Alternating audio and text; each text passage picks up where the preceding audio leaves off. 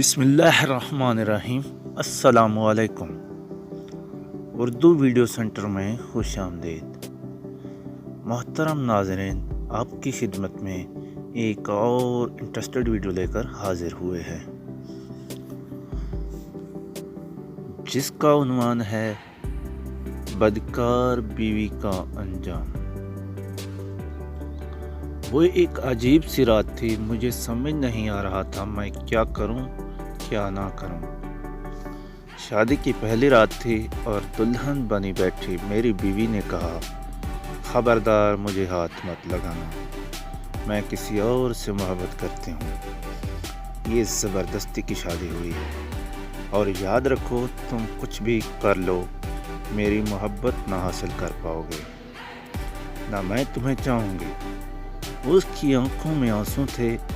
میں حیران و پریشان پاگلوں کی طرح اسے دیکھنے لگا اور سوچنے لگا کہ یہ کیا ہو گیا ہے۔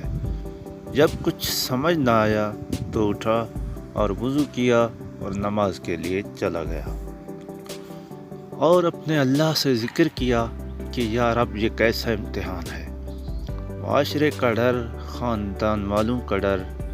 میں ایک مڈل کلاس فیملی سے تعلق رکھتا ہوں اور ایسی اونچ نیچ پر ہمارے ہاں عزت کا جلوس نکل جاتا ہے۔ مختلف سوچیں آ رہی تھیں کہ اگر یہ صبح گھر گئی اور واپس نہ آئی تو میری عزت کا کیا ہوگا۔ کیا پتہ یہ اپنے گھر میں یہی نہ کہہ دے کہ یہ نامرد ہے، اس لیے شادی ختم کروا دوں۔ میں نے اس سے بات کرنا چاہی مگر دل نہیں مانا میرا کہ میں اس کی منت کروں۔ میں سو گیا۔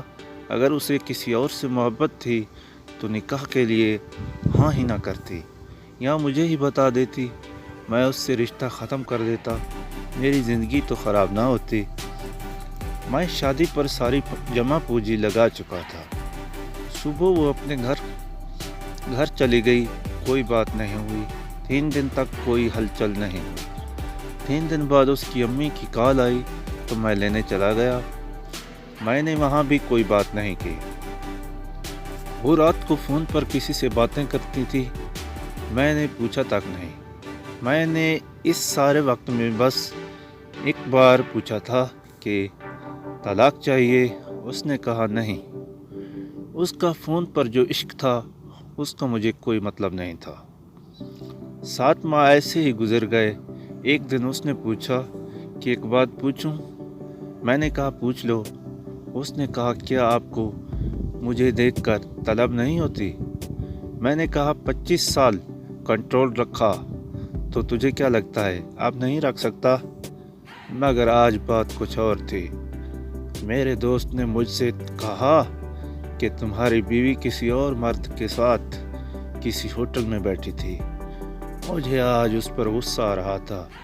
میں نے اس کی عزت رکھی، اس نے میری عزت نہ رکھی۔